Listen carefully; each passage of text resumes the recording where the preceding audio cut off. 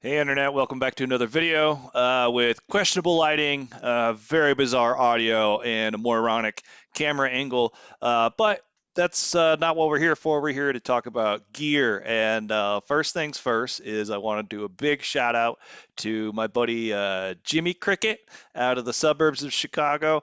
He introduced me to a piece of gear, I don't know, maybe 2 years ago that he completely changed his abilities and capabilities in music. And that, without further ado, is the Boss 505. This is a really awesome loop station. Basically, what it is five independent loop stations all kind of bundled into one unit. So I don't have it powered up and ready to roll right now because that's not what this video is for. Actually, what we're going to be talking about is a different controller that I purchased to control this unit. So one thing that I ran into when I was playing around with it is that when I play guitar or drums, how do you hit one? How do you hit record with your hands? But if you're doing something like playing something, playing piano, it's very tricky to press the button. So it's large. I mean, you can put it on the ground and use it as a stomp pedal, but that seems kind of dangerous and kind of defeats the whole purpose of this device. But it is very cool, and I will go into a little more detail about this. So why we're here, what I'm creating this video for, is actually about this piece of hardware. This is the Berhringer FCB1010. It's a MIDI foot control unit. Basically, you get 10 switches up and down and two expression pedals, all on this gigantic, heavy-ass steel box. It's super heavy duty. This thing feels really heavy. You got your switch, your outputs here. Let's see, we've got the close-up cam, so let me swing this around. You can bring in the other cam. So basically what you can see is you get the power unit, you got your switch, and as you work your way down, space, space, space, space, space, space, you got your input switches for the expression and then MIDI in and out. The reason why I got this is one, I found that folks are using this controller to basically run the 505 or to control the some of the parameters of the 505. Which is awesome, but when you plug this thing in, you kind of got to set it up and you got to set both machines up to talk to each other each time you turn the thing on, which is kind of a pain. And when you're just the whole reason why I'm using hardware is because I don't want to have to wait for things to boot up and do all sorts of settings and things like you would if you were in a DOS. So I did a little research and I found this dude out of Belgium that sells an EPROM or some other RAM chip that we can slap in this thing, and it will get both units to talk to each other. So I think that's super exciting. I wanted to kind of record the process of me installing this thing, kind of see how hard it is to set up and all that fun stuff. So super duper excited about this. So actually, this just showed up from Belgium. Within the last couple days, I've been waiting to kind of pop this thing open. You can see pretty cool little postage on there, I think. I always love getting things from international shipping. You can see that it's got a stamp from Belgium. It's got, all sorts of neat postage, global postage. So big shout out to Xavier, the fella. I'll have a link, in the description. Yeah, it's YouTube. To get these chips, and I'm gonna kind of open this thing up. This is kind of a little bit of an unboxing, and we'll see what we got. So inside. Looks like we've got how to install the little chip and then the actual module itself. So I kind of want to pry this bad boy open. Bring over the other cam so you can get all up in the action. So we'll try to rip this sucker open and see. Ooh, FCB505 V1. Neat. So there's our RAM chip. We'll just set that aside for the time being. And I guess we got to open this thing up. So this instructions, like I we'll read the instructions if we need them later. But for right now, I'm gonna flip this big heavy mojo over, put it on my little dirty little placemats here because I don't want to scratch up my old table. And so yeah, let me grab my screwdriver, and with the magic of camera trickery, we'll fast forward through me opening this thing up, and we'll just talk to you in just a moment.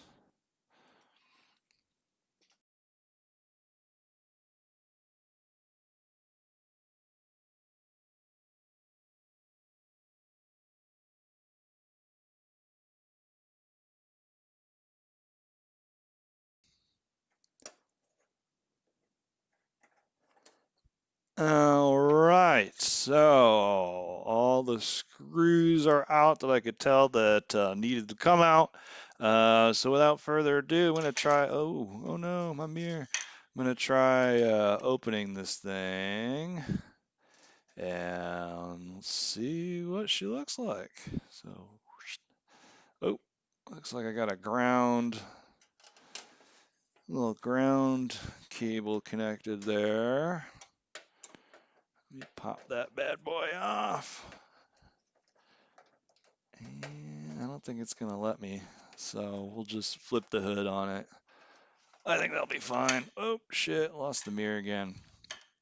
You want to be able to see my face? All right, so cool. We got this thing open. Looks pretty simple. Nothing super scary in here. Just looks like a bunch of printed circuit boards. Looks like the main hub's right on the top here, and if I'm not mistaken, that would be the chip that we are replacing.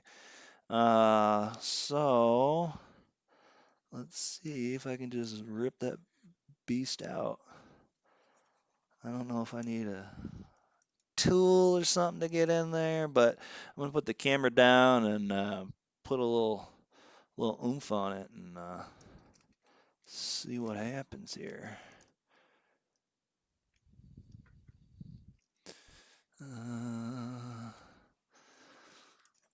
Let's see, I don't want to mess up that capacitor. Oh man. How do you get these things out? Well, I think this is when you start reading the directions, right?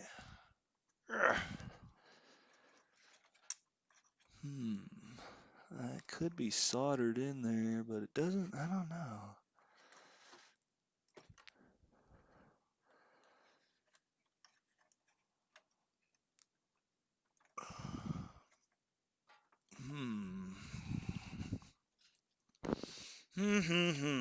This is where you're gonna get the instructions back out. Orientation, do not, reference.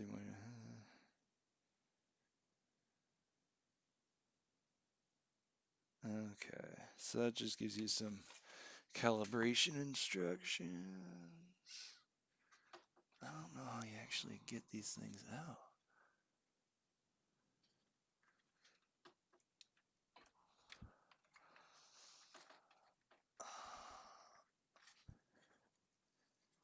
So there's that damn capacitor right there, so you can't really get a good grip on it, man.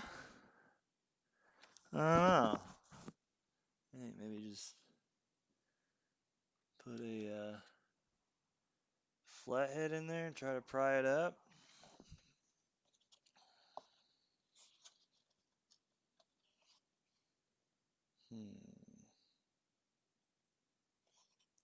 I don't think that thing's gonna be soldered in, so I'm gonna go get a flathead and do something crazy.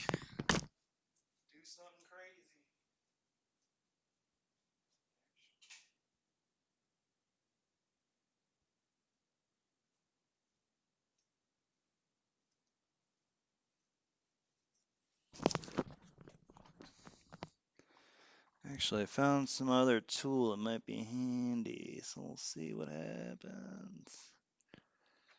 Go real gentle.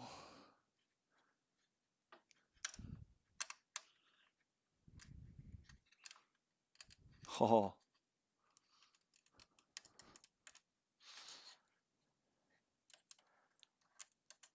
Do. Cool. So I got it out, but now talked about orientation.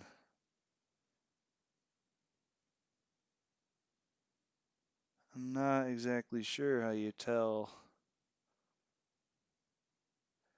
which way the orientation goes. So if I look closely, you'll notice that there's a little notch on the outside. So I'm just gonna match the notch the way that the way it came out, and hope that's it,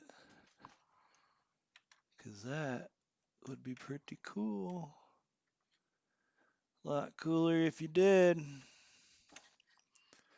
So how do you get both sides in there now?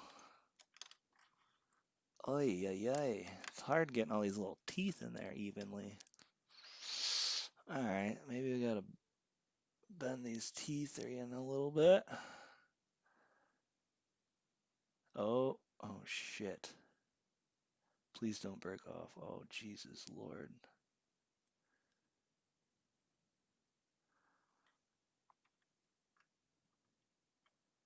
Okay. Man. This is a scary game, dude.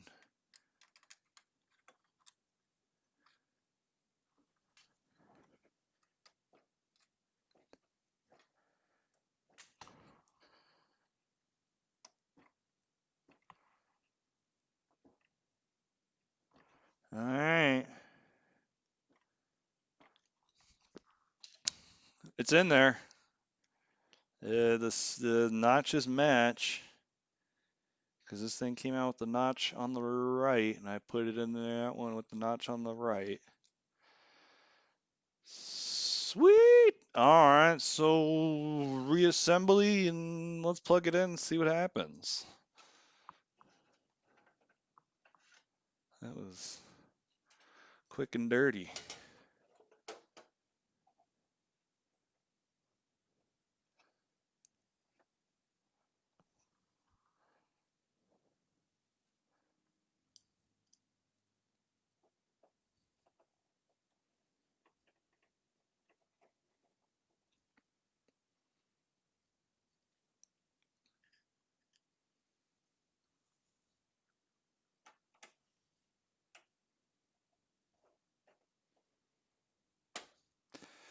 Now, just because of the way things go with these types of projects, I'm not going to put all the screws in the bottom yet, just because I know what happens when you do that. It's just, I know something would fail and then I'll have to take them all out again. So that way I won't have to take all those screws out, but I will be careful not to lose any. But I'm gonna basically plug this bad boy in and see if we can get it to control the old 505 down here. So I think, yeah, let's go set up some hardware and see if this thing works.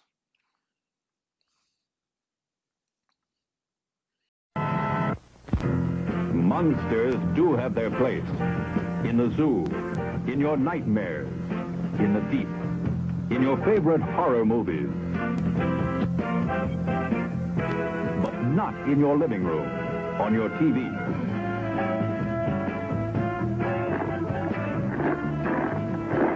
Don't let pay TV be the monster in your living room. Pay TV and cable TV companies are seeking the right to charge you for the very programs you now get free. If you want to stop pay TV and save free television, sign the petition in the lobby of this theater. Let your lawmakers know how you feel in the fight against pay TV and cable TV.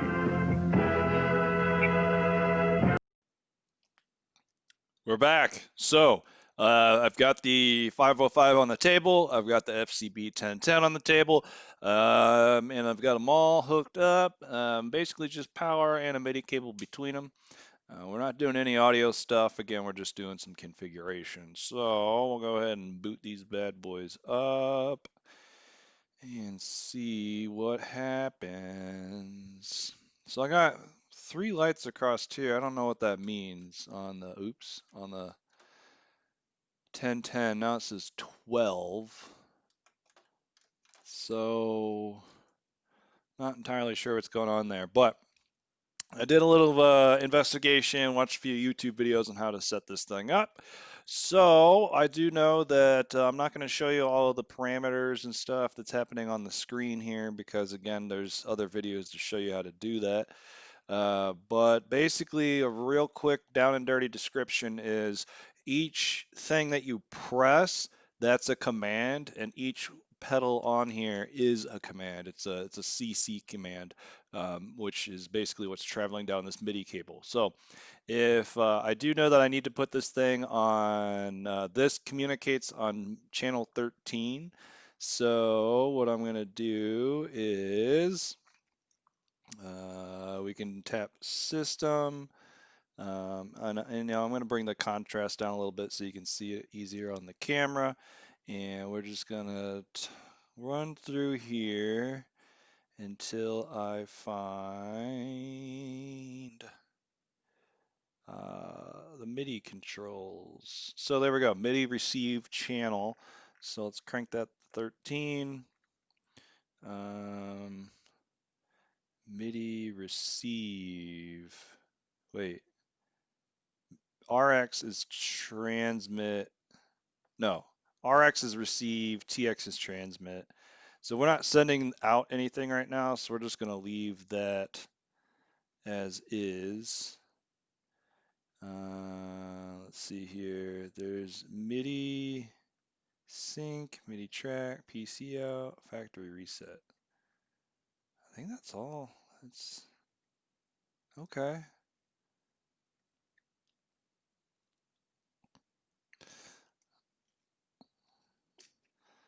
So let's see.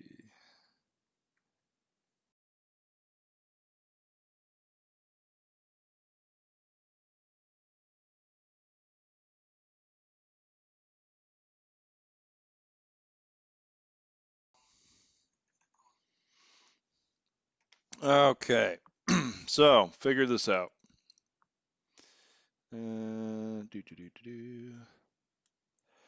I'm going to show you real quick how to assign the foot switch. So basically, it's asking about switch number 2, which on the 505 is right here.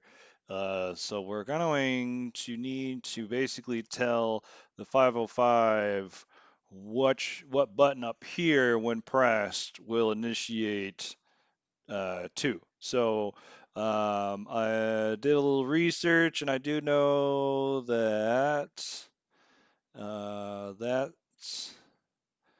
we need to change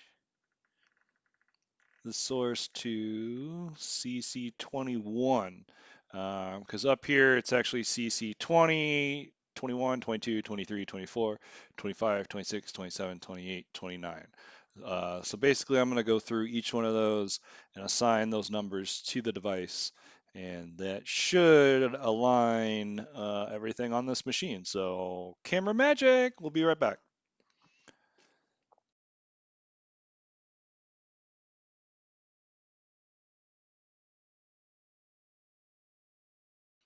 Dun, da, da, da.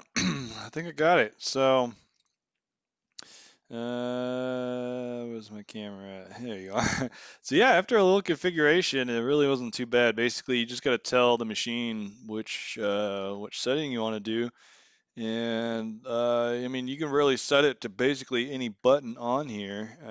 So I'm just gonna mess around with the parameters a little bit, but overall, this is a super easy project. So I'm ecstatic. I'm going to continue reading a little bit more about the capabilities of this EPROM chip, because I know I can also assign the expression pedals here to do some stuff, which would be great with the effects. But so far, I'm off to a great start, and I'll show you a couple of videos down the line of how I can use this and how it's going to increase my ability to make some pretty gnarly loops. So thanks for subscribing. Shout out to Cricket. Thanks again for convincing me to buy one of these 505s. And again, thanks for watching. Chat soon.